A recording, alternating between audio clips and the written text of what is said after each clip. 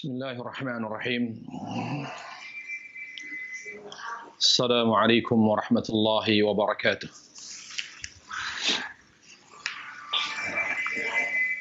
Alhamdulillahi hamdan katsiran tayyiban mubarakan fih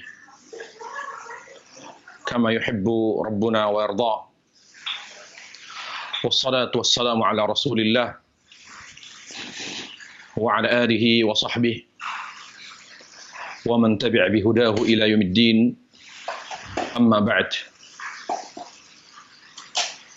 Para pemirsa TV Raja dan para pendengar Radio Raja, ikhwani wa akhwati fillah, rahimani wa rahimakumullah. Alhamdulillah, di sore hari yang cerah ini dan di akhir dari 10 hari kedua Ramadan yang di mana kita akan memasuki babak terakhir atau 10 hari terakhir Ramadan yang merupakan babak final kita untuk berlomba-lomba beramal ibadah, berlomba-lomba fastabiqul khairat, untuk mendekatkan diri kepada Allah Subhanahu wa taala, khususnya untuk menggapai malam Lailatul Qadar. Dan kita memohon kepada Allah Subhanahu wa taala agar Allah tabaraka wa taala senantiasa memberikan taufik kepada kita dan juga memberi kita kesehatan, terutama kekuatan hidayah, agar kita senantiasa berada di atas tauhid, berada di atas sunnah. Kemudian juga kita mohon kepada Allah Subhanahu wa taala, karena doa yang sangat kita harus perbanyak pada saat ini adalah doa memohon kepada Allah Jalla wa Ala sebagai Rabbul Alamin, satu-satunya Rabb, satu-satunya Rabb yang bisa mengangkat wabah penyakit ini.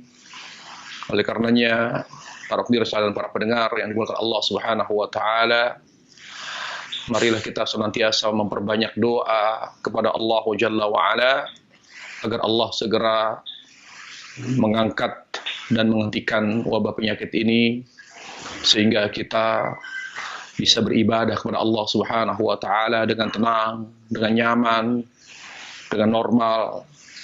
Dan semoga Allah Subhanahu wa taala memberikan kesabaran kepada kita semua kaum muslimin, terutama yang betul-betul mengalami ujian dan musibah yang sangat berat di masa pandemi ini.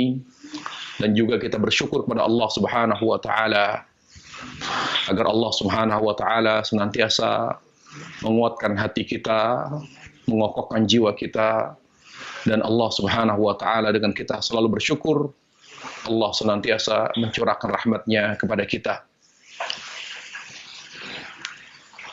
Ma'asyiral muslimin, para pemirsa dan para pendengar yang dimuliakan Allah Subhanahu wa taala, kita pada kesempatan yang berbahagia ini kita akan melanjutkan kajian kita membahas buku ensiklopedi doa, dzikir dan amalan sehari semalam, yaitu bab dzikir setelah salat fardu. Bab dzikir ini, yaitu bab dzikir setelah salat fardu, adalah bab yang sangat penting untuk kita bahas. Karena dengan kita senantiasa merutinkan dzikir setelah salat fardu, maka kita termasuk orang-orang yang banyak berzikir kepada Allah Jalla wa Ala. Artinya kita telah mengamalkan perintah Allah Subhanahu wa taala untuk banyak berzikir kepadanya Subhanahu wa taala. Allah Jalla wa Ala memerintahkan kita untuk banyak berzikir seraya berfirman, Ya ayyuhalladzina amanu dzkurullaha dzikran katsira. Wahai orang-orang yang beriman, banyaklah kamu berzikir kepada Allah. Banyaklah kalian berzikir kepada Allah. Ibnu Abbas radhiyallahu an menjelaskan makna dzikran katsira. Makna zikir, berzikir yang banyak. Jadi seorang mukmin yang berzikir atau yang banyak berzikir kepada Allah Tabaraka wa Ta'ala, kata beliau radhiyallahu an, yang pertama, yang selalu menjaga zikir pagi petang. Yang kedua, yang selalu merutinkan zikir setelah salat fardu. Yang ketiga, jadi orang yang banyak berzikir kepada Allah Jalla wa'ala adalah yang selalu membaca doa di awal amal dan di akhir amal. Tentu doa yang dimaksud adalah doa yang sesuai dengan doa Rasulullah Sallallahu Alaihi Wasallam. Jadi 3 zikir ini merupakan zikir terbaik. Dan banyak para ulama yang menguatkan penjelasan Ibnu Abbas tersebut. Tentu zikir terbaik secara mutlak adalah Al-Quran. Al-Quranul Karim huwa afdhalu dzikri 'al itlaq.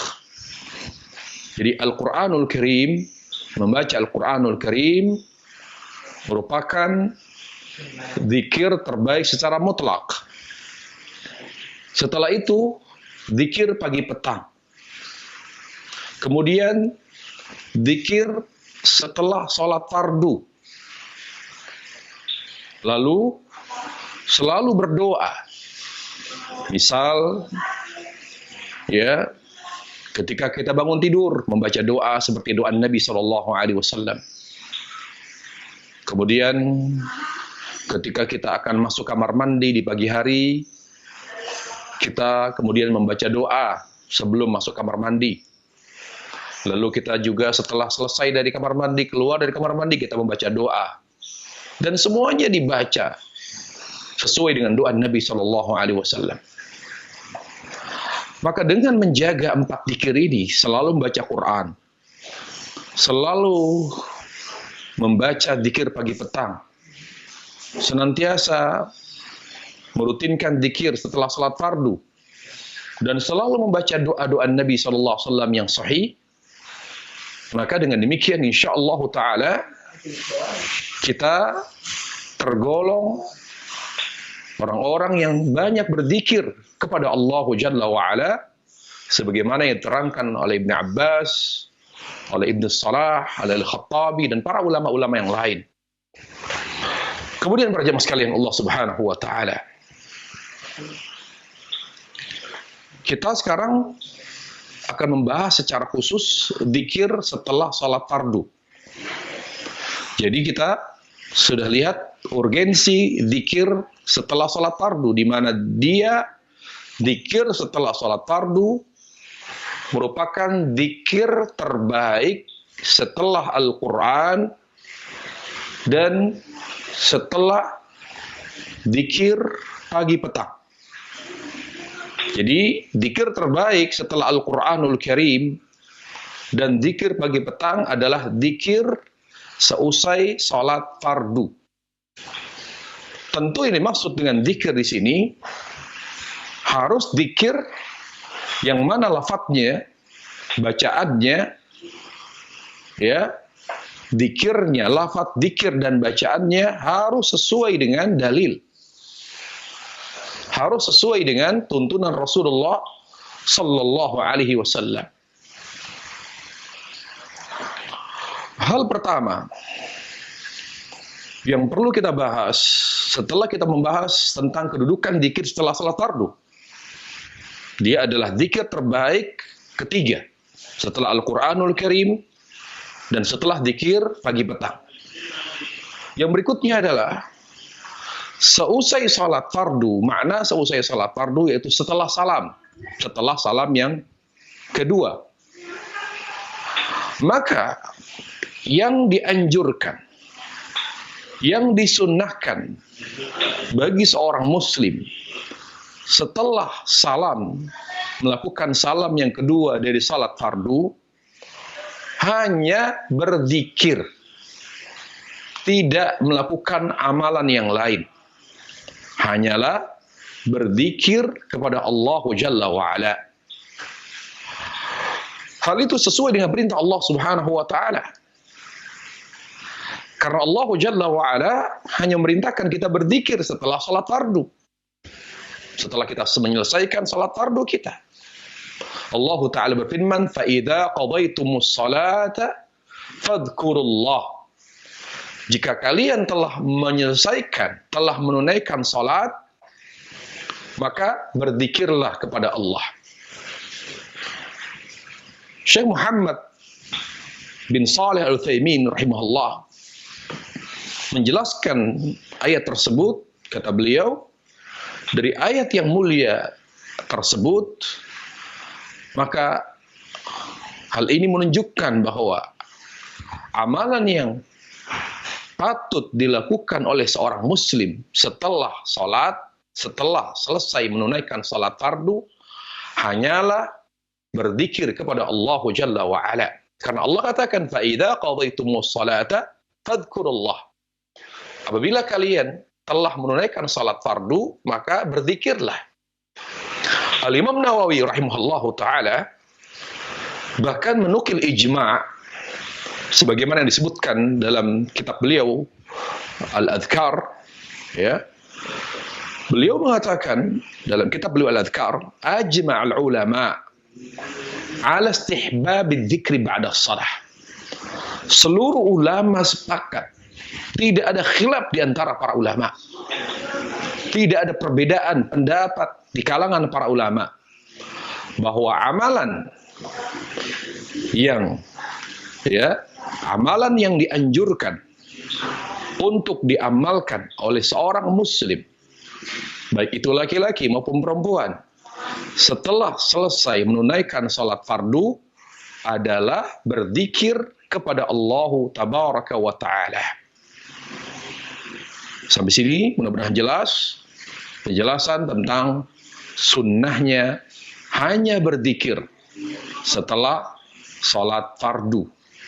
Berarti berdoa, melakukan doa setelah salat secara langsung atau setelah berzikir merupakan amalan yang tidak sesuai dengan tuntunan Rasulullah SAW.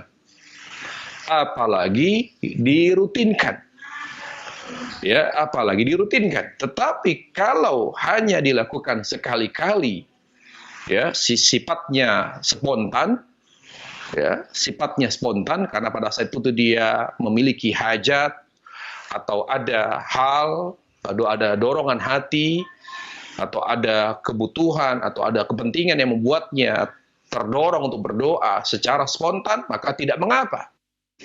Ya, para ulama tidak menganggap itu terlarang.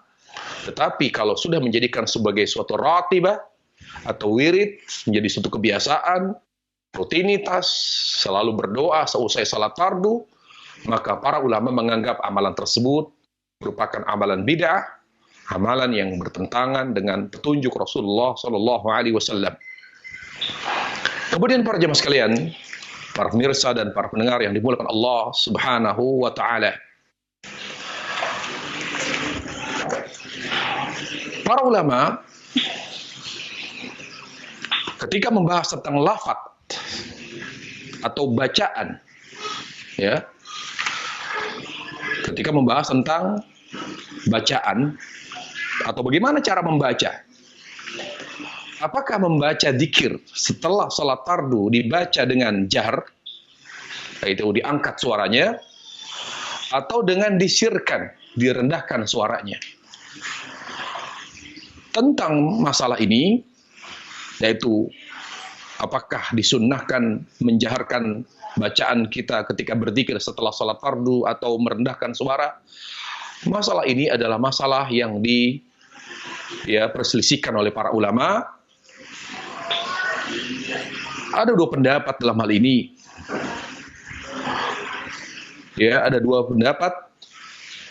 Pendapat yang pertama adalah pendapat sebagian mazhab Hanafi, sebagian ulama Hanafi, dan pendapat mayoritas ulama-ulama terakhir dari mazhab Hambali. Dan pendapat ini dikuatkan oleh Syekhul Islam Taimiyah, Ibnu Hazm, Syekh bin Bas, Syekh Utsaimin, dan juga fatwa Lajnah Daimah, yaitu menguatkan sunnahnya menjaharkan dzikir setelah salat fardu. Menjaharkan dzikir setelah salat fardu, yaitu mengangkat suara. Dalilnya adalah hadis Ibnu Abbas, di mana Ibnu Abbas radhiyallahu anhu dalam hadis yang riwayat Imam Bukhari Muslim dikatakan, beliau berkata, anna raf'as sauti bidzikr hina yansarifu an-nas min al-maktubah ala ahdi Rasulillah sallallahu alaihi wasallam. Qala Ibnu Abbas, kuntu a'lamu idan sarafu bidzalika idza sami'tu. Wa fi lafdhin ma kunna na'rifu inqida'a salati Rasulillah sallallahu alaihi wasallam illa bitakbir. Jadi mengangkat suara setelah berzikir atau mengangkat suara setelah salat, yaitu ketika berzikir. Jadi setelah salat fardu, pada saat berzikir di zaman Rasulullah sallallahu alaihi wasallam merupakan sunnah. Jadi ini adalah hadis marfu karena dinisbatkan kepada zaman Nabi SAW ala ahdi Rasulullah sallallahu alaihi wasallam. Dan beliau berkata, itulah yang saya ketahui. Beliau mengatakan itulah rutinitas, ya, kebiasaan yang saya ketahui dan yang sering saya dengar, yaitu di mana Rasulullah SAW dan para sahabatnya setiap selesai salat fardu maka mereka berzikir dengan mengangkat suara mereka. Ya. Kemudian juga hadis Mughirah bin Syu'bah, di mana dia berkata, sami'tu an-nabiy sallallahu alaihi wasallam yaqulu idza qada as-salah la ilaha illallah wahdah la syarikalah. Di mana Mughirah bin Syu'bah berkata, saya pernah mendengar Nabi sallallahu alaihi wasallam setelah selesai dari salat fardunya beliau berucap la ilaha illallah wahdahu la syarikalah, dan terdengar suara bacaan beliau oleh para sahabat yang ada di belakang beliau. Artinya beliau membaca la ilaha wahdahu la syarikalah dengan mengangkat suara beliau. Ya. Dan ini adalah sebagaimana yang saya katakan pendapat dari sebagian ulama dari kalangan Hanafiyah dan para ulama-ulama terakhir dari madhab Hambali. Dan pendapat ini dikuatkan oleh Syekhul Islam Taimiyah, oleh Syekh bin Bas, Syekh Utsaimin, dan Lajnah Daimah. Namun ya ikhwatul iman, mayoritas ulama justru tidak memandang amalan tersebut sunnah. Mayoritas ulama ya tidak menganggap berzikir setelah salat fardu dengan mengangkat suara termasuk sunnah Rasulullah sallallahu alaihi wasallam. Bahkan Al-Imam Syafi'i rahimahullah dalam kitab Al-Um beliau mengatakan, menjelaskan ya maksud dari riwayat Ibnu Abbas, riwayat Mughirah bin Syu'bah, dan juga riwayat Ibnu Zubair. Kata Imam Syafi'i rahimahullah, beliau mengatakan dalam kitab Al-Um, anna haditsal jahri bidzikri aqibas shalah innama hiya lit-ta'lim. Jadi hadis-hadis yang menganjurkan untuk mengangkat suara ketika berzikir setelah salat,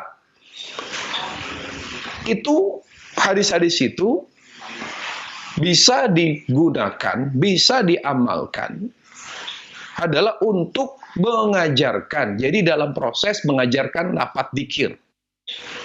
Jadi supaya orang tahu bacaan zikir Nabi sallallahu alaihi wasallam, maka imam misalnya mengangkat suara supaya makmum mendengar bahwa ini loh zikir-zikir bacaan-bacaan zikir Nabi sallallahu alaihi wasallam. Ya. Innama hiya lit-ta'lim. Jadi hanya untuk mengajarkan saja. Tapi kalau untuk menjadi kebiasaan, justru tidak sesuai dengan perintah Allah Jalla wa'ala, di mana Allah memerintahkan kita untuk merendahkan suara ketika berzikir. Ya, misalnya Allah Ta'ala dalam surah Al-A'raf, Allah Subhanahu wa Ta'ala surah Al-A'raf ayat 205. Jelas sekali di sana Allah memerintahkan kita untuk berzikir dengan suara rendah. Allah berfirman, "Wadhkur rabbaka fi nafsik tadarru'an wa khifah." Dan berzikirlah kamu kepada Rabbmu, ya, fi nafsik, di dalam hatimu, tadarru'an, dengan kerendahan hati, wa khifah, dengan suara rendah. Berarti perintah ini juga berlaku pada zikir setelah sholat fardu. Berlaku pada zikir setelah sholat fardu. Dikuatkan lagi oleh hadis Ibnu Abbas, hadis Abu Musa al-Asy'ari.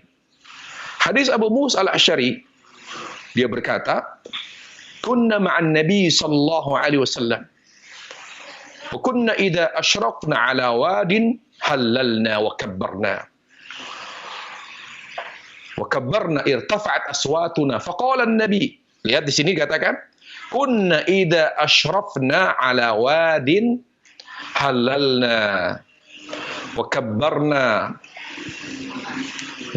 irtafa'at aswatuna." Faqala an-nabiy sallallahu alaihi wasallam, "Ya ayyuhan nas, irba'u 'ala anfusikum fa innakum la tad'una asamma wa la ghaiba innahu ma'akum sami'un qarib." Kata Abu Musa al-Asy'ari, hadis ini sahih, diriwayatkan oleh Bukhari dan Muslim, dan ini adalah hadis yang merupakan lafaz Bukhari, di mana Abu Musa berkata, kami pernah bersama Nabi SAW dalam perjalanan. Ketika kami berada dalam sebuah lembah, maka kami bertahlil dan bertakbir dengan mengangkat suara kami. Jadi kami bertakbir dan bertahlil dengan mengangkat suara. Lalu apa kata Nabi SAW? "Wahai manusia, rendahkan suara kalian. Kalian tidak sedang berzikir dan berdoa kepada Rabb yang tuli dan gaib. Kalian bersama yang maha mendengar, lagi maha dekat." Ya, lagi maha dekat. Lalu, ya,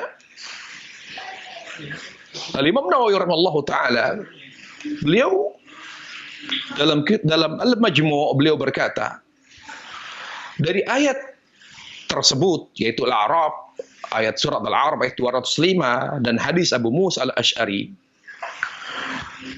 ya, jelas sekali di situ adanya larangan dari Allah Jalla wa Ala dan Rasul sallallahu alaihi wasallam untuk mengangkat suara ketika berdoa dan berzikir. Ya, ketika berdoa dan berzikir. Kemudian juga, ya, dikatakan Al-Imam Tahawi rahimahullahu taala, annal israr bidzikri ablagh fil ikhlas. Ya. Dengan seseorang berzikir dengan suara rendah, itu lebih dekat kepada ikhlas. Lebih dekat kepada ikhlas, lebih dekat kepada khusyuk. Ditambah bahkan, ya, oleh Syekh Albani rahimahullahu taala, Syekh Albani dalam sebuah rekaman kaset, ya, sebuah rekaman kaset edisi 428,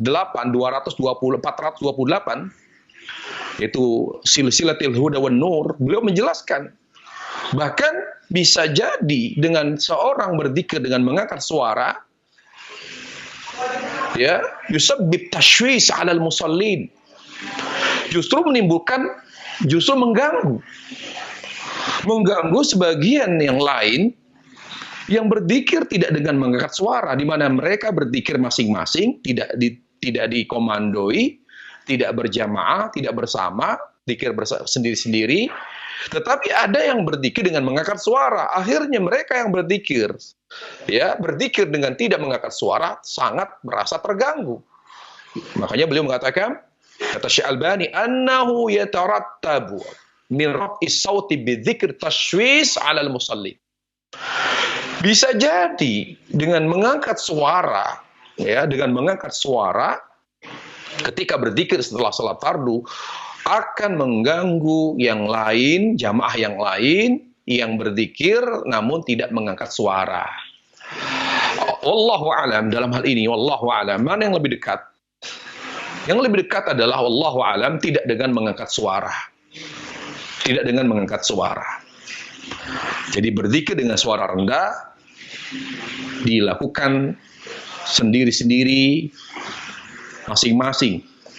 Tetapi ketika kita ingin menghidupkan sunnah atau ingin, ya, memperkenalkan zikir sunnah, zikir yang sesuai dengan sunnah Rasulullah, karena memang zikir di situ memang artinya misalnya di sebuah masjid, musola, di sebuah masyarakat, mereka sangat tidak mengenal zikir Nabi sallallahu alaihi wasallam. Mereka tahunya zikir itu setelah salat adalah membaca Al-Fatihah, membaca beberapa ayat terakhir dari Al-Baqarah, ya. Jadi tidak mengenal lafaz atau bacaan-bacaan zikir Nabi sallallahu alaihi wasallam. Maka kita, ya, perlu mengangkat suara untuk memperkenalkan, memperdengarkan kepada mereka lafaz-lafaz, bacaan-bacaan zikir Nabi sallallahu alaihi wasallam. Ini penting sekali. Adanya kebutuhan yang mendesak untuk memperkenalkan mereka bacaan zikir Nabi. Supaya mereka tahu bahwa Al-Fatihah bukan bagian dari zikir Nabi setelah salat fardu. Supaya mereka tahu bahwa surat atau Al-Quran, ayat Al-Quran, tidak ada yang disunnahkan untuk dijadikan sebagai bacaan zikir setelah salat fardu kecuali hanya ayat kursi, Al-Falaq, An-Nas, dan Al-Ikhlas. Adapun zikir-zikir setelah salat fardu yang beredar, adanya surat ini dan surat itu yang tidak ada dalilnya, maka amalan-amalan atau zikir-zikir setelah salat fardu yang beredar di tengah masyarakat daripada buku-buku, panduan-panduan, al-ma'thurat, yang menghadirkan di situ surat-surat tertentu, ayat-ayat tertentu, maka kita katakan semua itu bukan bagian dari zikir Nabi sallallahu alaihi wasallam setelah salat fardu. Karena yang sahih dari Nabi sallallahu alaihi wasallam dengan dalil secara khusus hanya ayat kursi, hanya surat Al-Falaq, An-Nas, dan Al-Ikhlas yang dijadikan oleh Nabi sallallahu alaihi wasallam, yang dijadikan Nabi sallallahu alaihi wasallam bacaan di zikir setelah salat fardu. Kemudian para jemaah sekalian, para pemirsa dan para pendengar yang dimuliakan Allah Subhanahu wa taala. Ya. Jadi sudah kita sudah membahas tentang bagaimana duduk perkara menjaharkan atau mensirkan suara kita ketika berzikir. Jadi yang sahih adalah tidak menjaharkan. Tetapi kalau memang kita sekali-kali ingin menjaharkan, tidak mengapa. Apalagi tidak ada atau tidak menimbulkan kegaduhan, tidak mengganggu orang yang ada di kanan kiri kita, atau orang yang ada di sekitar kita, atau kita misalnya hanya beberapa orang saja, atau sudah terbiasa dengan zikir secara diangkat suaranya, maka tidak mengapa. Tapi kalau memang hal itu menimbulkan kegaduhan atau mengganggu, maka tinggalkan amalan tersebut, ya, karena kita juga harus bukan hanya kita mengamalkan satu amalan, tapi juga kita harus memperhatikan, ya, keadaan, memperhatikan jamaah yang lain, jangan sampai karena kita memaksakan suatu amal, akhirnya malah menimbulkan keributan, menimbulkan fitnah dan lain sebagainya. Jadi wallahu alam, lebih baik kita lebih sering tidak berzikir secara jahar. Berzikir saja, ya, secara sir, ya, kecuali memang kita ingin mengamalkan itu sekali-kali, atau kita ingin mengamalkannya karena adanya suatu hal yang mendesak, seperti tadi mengajarkan kepada kaum muslimin bacaan zikir Nabi sallallahu alaihi wasallam dan kebutuhan yang lain. Wallahu taala a'lam. Kemudian para jemaah sekalian yang dimuliakan Allah Subhanahu wa taala. Sekarang kita bahas, ya, bacaan. Nah, ini perlu. Para ulama berbeda pendapat tentang amalan setelah dan sebelum salam dari salat fardu.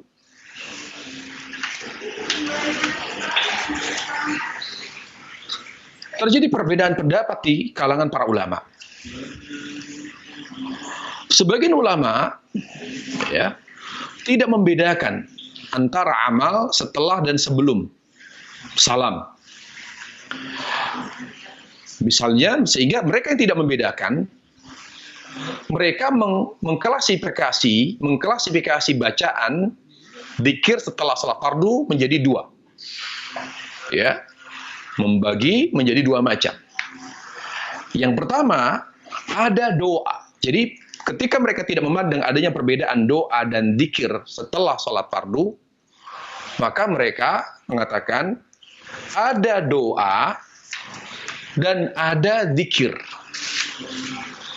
Jadi ada doa yang diajarkan oleh Nabi SAW setelah salat fardu, bacaan maknanya, yaitu doa atau bacaan, dan ada dzikir.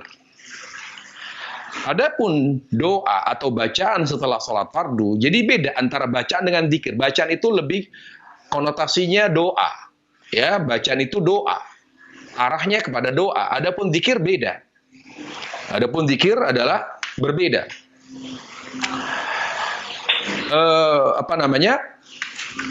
Dan ini adalah pendapat jumhur. Jadi doa setelah salat fardu adalah berikut. Berikut ini. Yang pertama adalah bacaan Allahumma antas salam. Yaitu pertama astaghfirullah, astaghfirullah, astaghfirullah. Jadi sebagian ulama menganggap ya astaghfirullah, astaghfirullah, astaghfirullah, Allahumma antas salam wa minkas salam tabarakta ya dzal jalali wal ikram adalah bacaan atau doa. Bacaan ya dan doa. Dalilnya adalah hadis Thauban Maula Rasulullah sallallahu alaihi wasallam, di mana dikatakan oleh Thauban, kana Rasulullah sallallahu alaihi wasallam idan sarafa min salatihi istaghfara thalathan wa qala Allahumma antas salam wa minkas salam tabarak ya dzal jalali wal ikram. Ya, bahwa Rasulullah sallallahu apabila selesai dari salat fardunya, beliau beristighfar 3 kali dan membaca Allahumma antas salam wa minkas salam tabarakta ya dzal jalali wal ikram. Hadis ini sahih riwayat Muslim. Para ulama menganggap ini adalah bacaan karena maknanya mengandung doa, astaghfirullah. Jadi mereka mengkategorikan ini termasuk doa. Ya, bukan dzikir. Kemudian yang berikutnya adalah bacaan Rabbi qini azabak yauma tab'atsu ibadak. Rabbi qini azabak yauma tab'atsu ibadak. Jadi ada bacaan zikir yang bunyinya seperti ini. Rabbi qini azabak yauma tab'atsu ibadak. Berdasarkan hadis Barrah bin Azib yang diriwayatkan Imam Muslim, di mana Barrah bin Azib berkata, "Kunna idza shallaina khalfa Rasulillah sallallahu alaihi wasallam ahbabna an nakuna an yamini yuqbilu alaina biwajhi." Qala sami'tu yaqul yani ba'da as-salat Rabbi qini 'adzabak yauma tab'atsu ibadak wa fi riwayah yauma tajma'u ibadak. Kata Barrah bin Azib, kami setelah sholat, ya, setelah kami menyelesaikan sholat di belakang Rasulullah SAW, kami berharap, ya, kami kebanyakan dari kami suka, ya, berada di sisi kanan Rasulullah SAW, di mana beliau SAW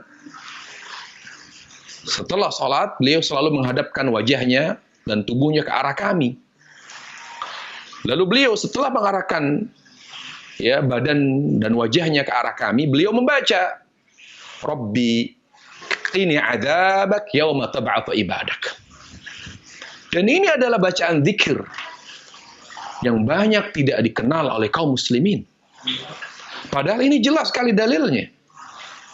Berarti ikhwatul iman, bacaan zikir setelah sholat fardu adalah masalah merupakan masalah yang luas. Masalah zikir setelah salat fardu merupakan masalah yang luas. Sehingga tidak boleh seorang muslim, siapapun itu, karena di sana ada khilaf para ulama. Ya, ada banyak sekali khilaf. Karena di sana ada sebab lafaz dubur. Karena para ulama berbeda memahami lafaz dubur. Karena ada beberapa hadis yang menyebutkan bacaan-bacaan. Ya, apakah itu bacaan yang dibaca setelah salam atau sebelum salam? Karena ada lafaz dubur tadi.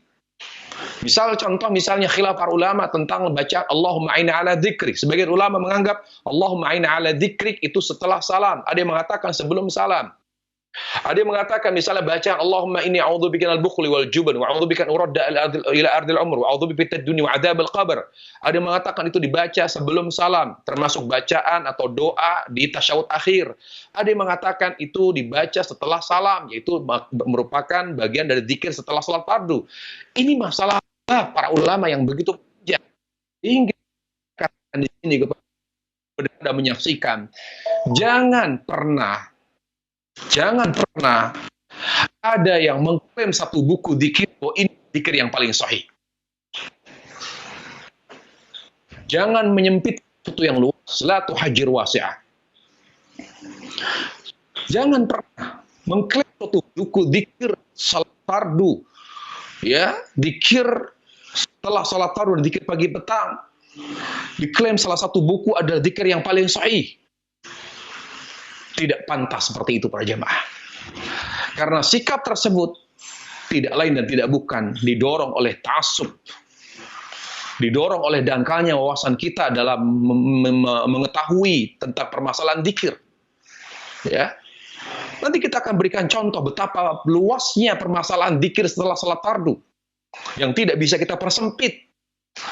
Karena kita maklumi misalnya sebagian ulama menghadirkan sebagian bacaan dzikir yang tidak disebutkan para ulama yang lain. Sebagian ustaz menyebutkan bacaan-bacaan dzikir yang tidak disebutkan oleh ustaz yang lain dalam buku dzikirnya. Itu tidak berarti dzikir ini yang ditulis oleh syekh fulan, alim fulan, ustaz fulan lebih sahih daripada dzikir yang lain. Masing-masing memiliki alasan, tapi yang paling penting adalah saling menghargai. Ketika seorang penyusun buku dzikir dengan keyakinannya bahwa inilah yang lebih dekat pada dalil, dengan istihadnya, tidak masalah. Tetapi yang menjadi muridnya, yang mengamalkannya, tidak boleh menyalahkan yang lain. Ini masalah. At-takhti'ah syai'un akhar. Menyalahkan, ini permasalahan yang lain, tidak bisa dibiarkan. Saling menghargai. Jangan mengklaim bahwa ini lebih sahih. Tidak demikian para jemaah sekalian Allah Subhanahu wa taala. Nanti kita akan buktikan bahwa permasalahan dzikir setelah salat fardu adalah permasalahan yang sangat luas. Ini contohnya. Bacaan dzikir Rabbi qini adzabak yauma tab'atsu aw yauma tajma'u ibadak jarang sekali disebutkan di buku dzikir-dzikir yang beredar di kalangan kaum muslimin, bahkan di buku dzikir sunnah sekalipun. Kemudian yang termasuk dikategorikan para ulama doa, ya, bacaan atau doa adalah Allahumma inni ala dzikrik wa syukrik wa husni ibadatik. Nah, ini salah satu, ya, permasalahan yang menjadi polemik di kalangan para ulama. Apakah Allahumma inni ala dzikrik adalah bacaan dzikir atau doa akhir tasyahud? Ini luas para jamaah Allah Subhanahu wa taala. Sehingga kita tidak boleh menyalahkan mereka membaca Allahumma inni ala dzikrik wa syukri husni ibadatik di bacaan dzikir setelah salat fardunya. Juga kita tidak bisa menyesatkan orang yang menjadikan Allahumma inni ala dzikrik sebagai doa di akhir tasyahud. Ya, seperti itu para jemaah sekalian Allah Subhanahu wa taala. Karena jelas sekali, mari kita lihat hadis Mu'adz bin Jabal. Hadis Mu'adz bin Jabal di sana dia berkata, "Inna Rasulullah sallallahu alaihi wasallam akhadha bi yadi wa qala ya Mu'adz, wallahi inni la uhibbuk. Wallahi inni la uhibbuk." Faqala usika ya Mu'adz la tad'anna fi dubri kulli salah taqulu Allahumma inni ala dzikrik wa syukri husni ibadatik. Ya, di mana Rasulullah SAW menggenggam tangan Mu'adz bin Jabal. Lalu Rasulullah SAW berkata, "Ya Mu'adz, demi Allah saya mencintaimu. Saya mencintaimu. Demi Allah saya mencintaimu." Itu mencintai Mu'adz karena Allah. "Dan saya berpesan kepada kamu, saya berwasiat kepada kamu ya Mu'adz, jangan kamu tinggalkan di akhir dari setiap salat fardu untuk membaca Allahumma inni ala dzikrik wa Allahumma inni ala dzikrik wa syukrika wa husni ibadatik." Beberapa para ulama menyebutkan perbedaan pendapat ulama dalam masalah ini. Mereka mencontohkan Allahumma inni ala dzikrik, kasus bacaan ini, dan bacaan-bacaan yang lain. Ya, bacaan-bacaan yang lain seperti Allahumma ighfirli ma qaddamtu wa ma akhartu wa ma asrartu wa ma a'lantu wa ma asrartu ma anta a'lamu bihi minni antal muqaddim antal muakhir la ilaha illa anta. Kemudian juga Allahumma inni a'udzubika minal jubni wa a'udzubika minal bukhli wa a'udzubika min an urda ila adzal umr wa a'udzubika fitnad dunya wa adzabil qabr. Dan banyak lagi bacaan-bacaan yang lain yang menjadi polemik di antara para ulama. Gara-gara lafaz dubur dari hadis, dari lafaz hadis Rasulullah SAW. Disebutkan oleh Imam Ibnu Hajar Fathul Bari dan juga Ibnu Qayyim dalam Zadul Ma'ad, Al-Imam Syaukani dalam Al-Awtar, dan juga Al-Amir Sun'ani dalam Subulus Salam, ya, dalam Subulus Salam, di mana ulama berbeda pendapat dalam memahami lafaz dubur. Makna dubur itu apa? Jumhur ulama memahami dubur adalah ba'dah. Jumhur ulama memahami dubur salat ba'da salah.